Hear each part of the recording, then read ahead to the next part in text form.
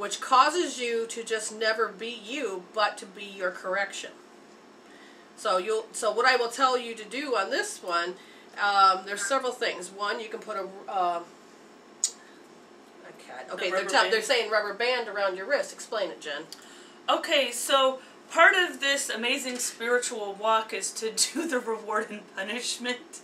That's what we're used to as humans. Right, so you put a rubber band on your wrist, and every time you realize that you're doing this, or that, so what is the behavior? That she's sacrificing her? Well, what she does is that she first checks to see if she did it right or she did it wrong. And then she quickly checks and changes it without realizing she's got this underlying pattern that does it. She's probably not even aware. And it won't happen until way after the event. Okay, everything's settled? Okay, fine. And then that's maybe where you noticed, oh my gosh, I did that! And yes. And then you snap the rubber band because you know, for doing it, and then you actually kiss your wrist. And saying, I'm so proud of myself that I caught it. So that's the reward and punishment. And I had to do this. My wonderful coach here had me do this with the concept of wallowing.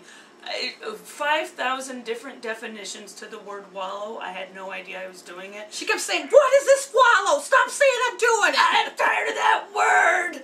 And so...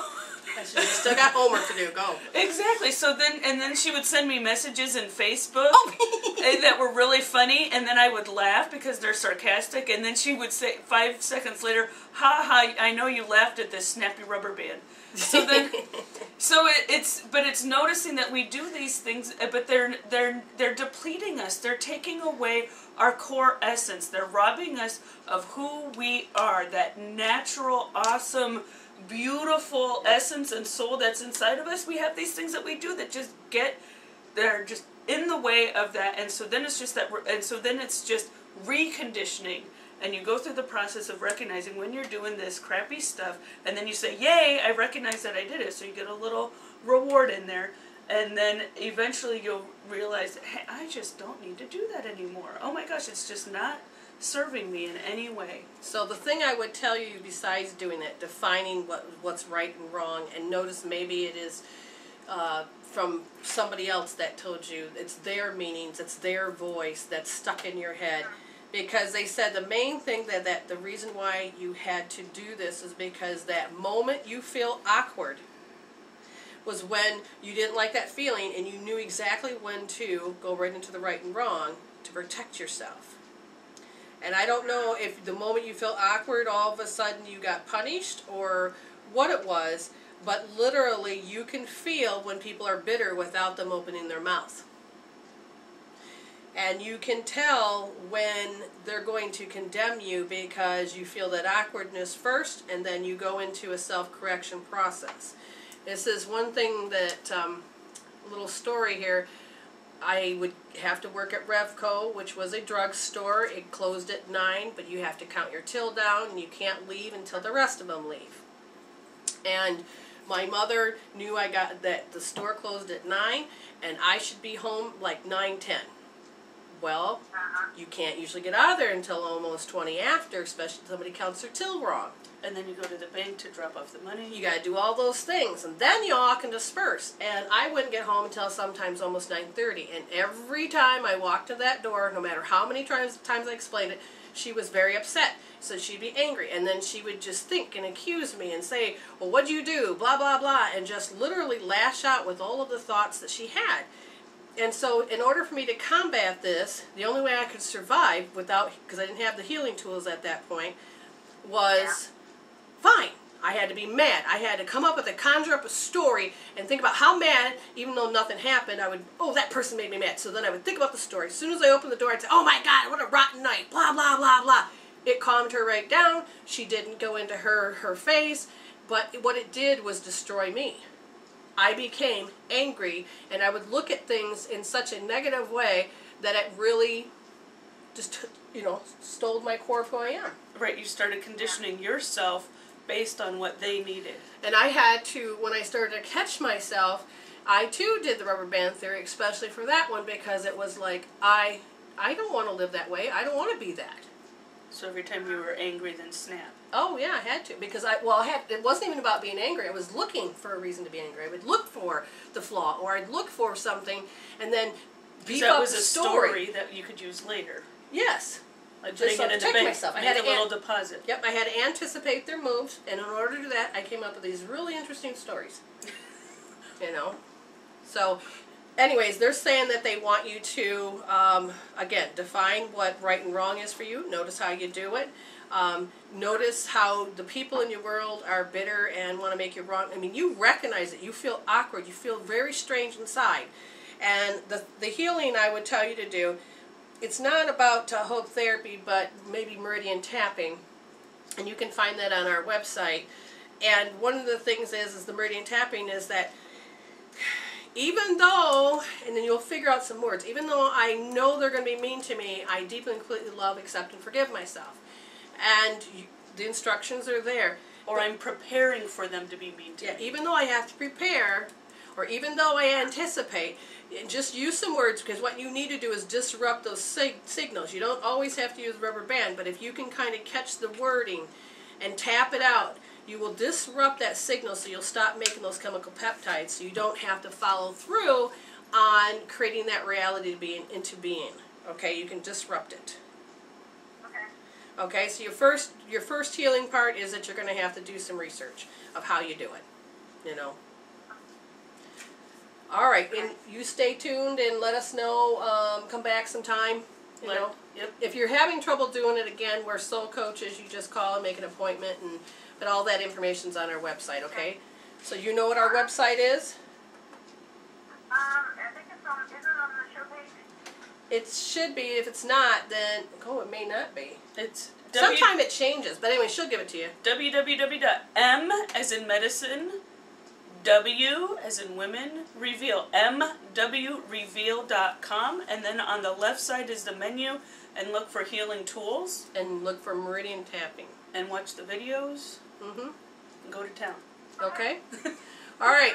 Send you light and love. All right, thank you. Thanks for Bye. calling. Bye. Wow, I completely blanked out. What'd she say? I missed. So do people not listen to you? I'm not sure. I just wanted to find out about my relationship with my boyfriend. Okay, we will check that. And what's interesting is usually a clue always comes in. And I heard what you said, but I couldn't comprehend what you said. So you asked about the relationship. Does he do that too? He doesn't comprehend you? He's pretty quiet right now. So sometimes I talk fast. I understand that. Okay, literally I still feel like he doesn't know how to talk. He doesn't know how to, it's like his mind drifts. Yeah. And so when you do talk, he probably could repeat what you say, but then there's a part of him that's just, it's not that he's not connected, I can't feel it. Oh, There's a wall of some kind between them. well, what I feel is like, does he denigrate himself? Does he hate himself in some form? He's upset about the choices that he's made. Okay, well that seems to be really bothering him. That's why he can't hear you. It's because somehow this is on his mind. I don't even know if he's even aware that it's on his mind. But he's literally, I don't know, I want to say the word despondent to some degree. Yeah, there's like, how do I want to put it? There's just a disconnect from what I feel. I just feel like you're out of sync, but he can't stop focus on the denigration, the self-hatred or something. It's like he's Eeyore, like the but then but if you look at that on the energy level, if he's in that energy field and she's in this energy field, then I feel like maybe that's how some of the disconnection is happening, is that they just have to find a way to come back in sync. Now what's funny is that who's worried about a breakup, you or him? Anyway.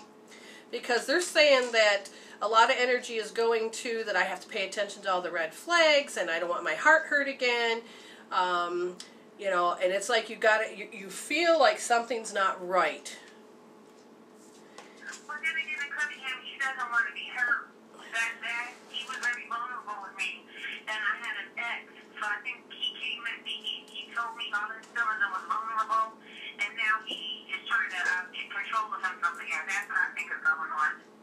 Yes, and I feel like that too. So basically, we're going to now ask the question, since that's out of the way. How is the relationship? Okay, so if we look at how is the relationship, is the word how. Does he want us to proceed, or does he want us to go from here? Okay, so now that's where the... All right. Well, how can I make him feel better right now, comfortable? Well, really, the only person that can make him happy is himself, and he'll have to get over his issues. But, all right, so let's ask. She said, "How?" No, I can't remember. She asked. How is the relationship now? So taking a barometer reading of the relationship now. All right, we'll take that one. And then she said 2 other questions real fast. Yeah. That What can I do to make it better? Because I know that I had a lot to do with it. what can she, well, that's not the day. So now you changed, okay, so this is a different question. What can she do to help him make him feel better?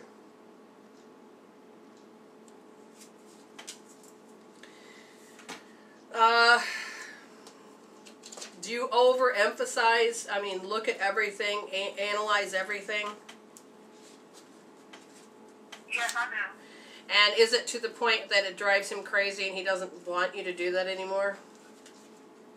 Well, you know what? She doesn't know that I do that, but I don't, ask him questions, but I do it in my own mind, so I don't know if he's getting the energy of that. Okay, what's that say, Jen? The wizard, it's from the Enchanted Map deck, and it's the Wizard of Awareness card, but it's upside down, which comes to you to warn you that too much force behind a desire for a specific outcome robs you of a true and full experience. Step back, take your energy away from your situation, and focus on gratitude for the ever-changing conditions of life. Are you perhaps trying to control the outcome of something because you don't trust in your highest good? Meditate, be still, and your answer will come without any effort on your part. They're asking you to be a neutral observer. You asked the question, what does he want out of this relationship? He would like to have bliss and happiness. What does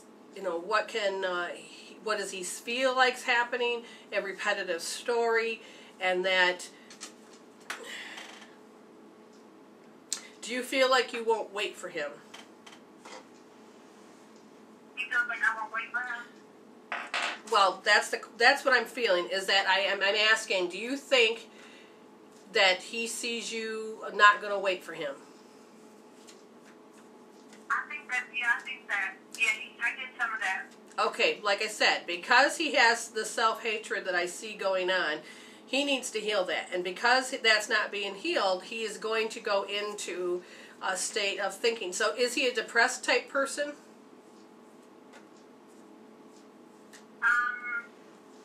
I think he was all serious. He spends a lot of time by himself. He goes to work and comes right back home. He's like 32 and acts like he's 50. And he's with his grandmother all the time. Okay. So he's I don't want to say the word wallowing. He's not wallowing. His wounds are repeating over and over. Because these are there, they're more alive than... We can't just say, get up and grow up and get out of it. That's not what this is. I had a friend that seems to be... I can't remember how old he is now. He's like 50 or more. But the point is that he's stuck in depression, stuck in the wounds. One minute he's upbeat, and the next minute he's not. But he can't stop repeating how he's got to prove himself. He has great skills of learning how to make friends, but it's the taking and keeping the friends that he has problems with, because it's the pain that interferes with relationships.